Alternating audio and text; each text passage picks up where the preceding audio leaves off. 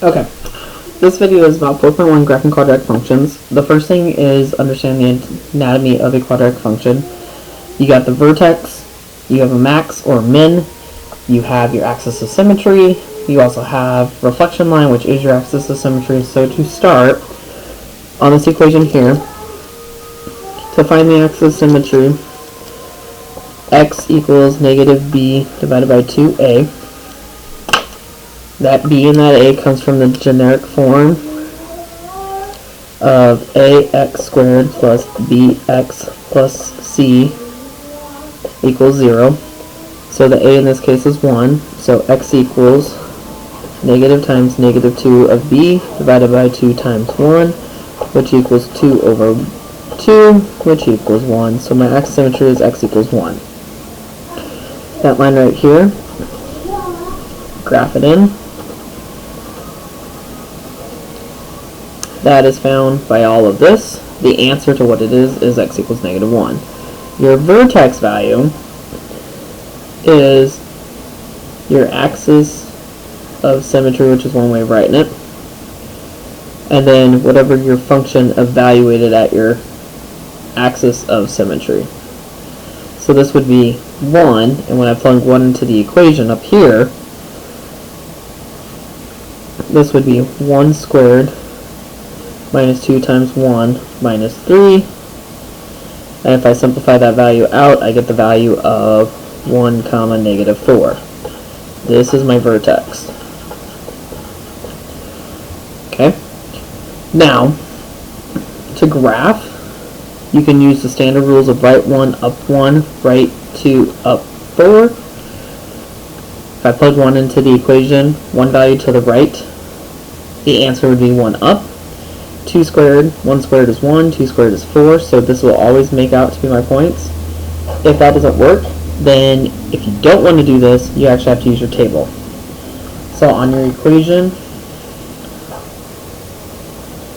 so on your graphing calculator, you would have to use y equals, which is right here at the top, and then you'll need to type in an equation. So you would type in the equation of x squared minus 2x, I want to say it was minus 3,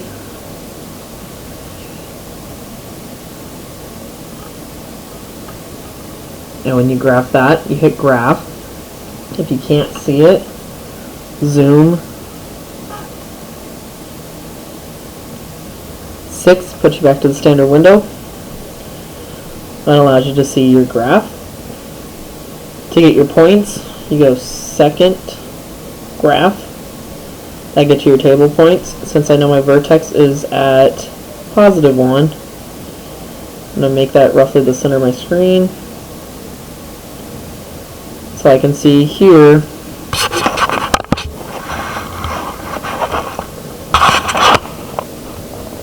it's hard to see with the digitalness, but it mirrors across. Where it crosses the x-axis, the y values would be 0, which are also zeros. So that's what we're going to do when we graph. So another thing is your minimum or max value. If a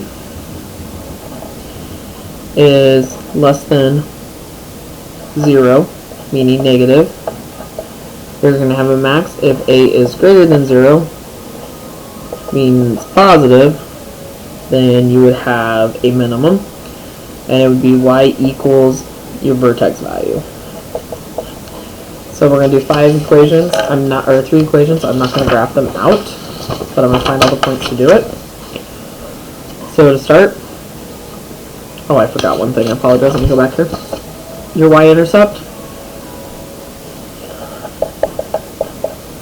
is equal to your c value. So it'd be 0 comma negative 3 on this, which is why this is your y-intercept. So I will probably graph one of these with you so you can understand how you need to label every single part. So to start on this one, you have no c value. So with no y values, a is equal to negative 6, b is equal to 0, c is equal to 0, so my y-intercept is 0, 0, or it's at 0. Axis of symmetry, x equals negative b, which is 0, divided by 2 times negative 6, which equals 0 divided by negative 12. So x equals 0. My vertex, plug 0 in. Plug 0 into this equation, I'm going to get 0. Is it a max or min? Because this problem here is negative. A is negative, so I have a max. What's that value? Y equals 0. So your vertex is your axis of symmetry, and then your value evaluated at that axis of symmetry is the value of your min value. Literally, this is how you have to write it. This is how you have to write it. Like, pay attention to that. So here, graphing. If I was to graph this, axis of symmetry, I'm going to draw in a different color. So axis of symmetry, when you draw it, has to be a dashed line. That's my reflection line. So that's my axis of symmetry. So this here, 0, 0. So my graph starts at 0, 0. And because I don't really have any nice points, I'm going to look at my table and see if I can find any nice points. So plug my calculator once again, go to y equals, change this to be negative 6x squared, hit graph, so I can see how it mimics everything. So I'm going to go second, graph, and at 0, 0, so I see I have some points that I can work with, mainly just this negative 6. Sorry, my camera doesn't always focus, like my school camera. So that's where I'm looking at it. So I'm going to graph that out. So I'm going to make my y's by 2, and I'm going to graph negative 1, negative 6, and 1, 6. So, negative 1. I'm going to graph these. Normally you'd have 5 points, but right now due to the constraints I cannot get them. Technically at 0.5 I would have 3s. So, could work with those, but I don't want to worry about that. So, just going to graph. So this here is your vertex. This is your axis for x equals 0. This is also your y-intercept. This would also be your x-intercepts because it's all the same thing. So moving on to the next one. So y-intercept would be at 0, negative 3 because a is equal to 4, b is equal to negative 6, c is equal to negative 3. Axis symmetry, x equals negative b, so negative times negative 6 divided by 2 times 4, which equals 6 over 8, which equals 3/4. The vertex, if you plug 3/4 into the equation, is going to be a value.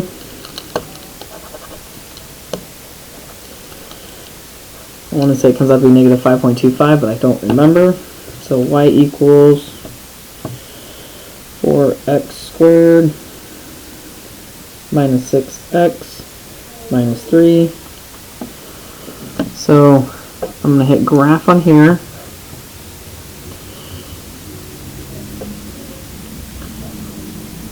So I'm going to go second, trace, and I know what the value is at 3/4, so I'm going to hit 1.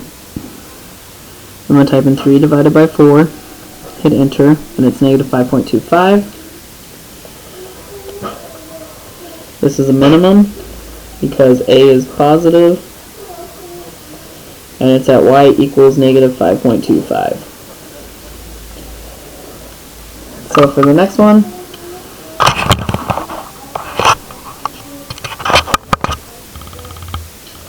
y-intercept is at 0, 4.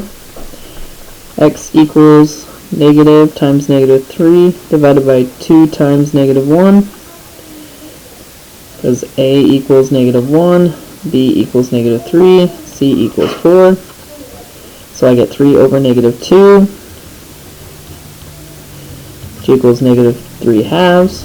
So my vertex is -3 halves, comma, because A is negative, this is a maximum at Y equals, I'm going to plug this in my calculator, so once again to check out what that is, you go Y equals negative, clear everything out, negative x squared minus 3x plus 4, hit graph. So I can see it's a max because it's the highest point. Now since I know that, I'm going to show another way to calculate that out. So I have second calc. We're going to calculate out a maximum, so we hit 4. Left side, you can arrow to the left side. What I like to do is I like to actually just pick a number on the left side. So a number on the left side. Let's see. There we go. So this is roughly -4 because I'm on a standard. So I'm going to pick -5. And then I'm going to pick over here the value of 2, enter, 2, enter. And I'm just going to hit guess. So as you can see, I have 2 arrows. This biggest point, or highest point, max point, between those 2 arrows. So if I hit enter, it also tells me it's at -1.5 and 6.25. So this would be 6.25 and 6.25. You would need to graph it and get values on your table. Once again, to get to your table, go second table. You know -1.5 is up here between -1 and -2, so I would pick -1, 6, -2, 6, -3, 4, and -0, 4. And I would graph my vertex, which is right in between here of -1.5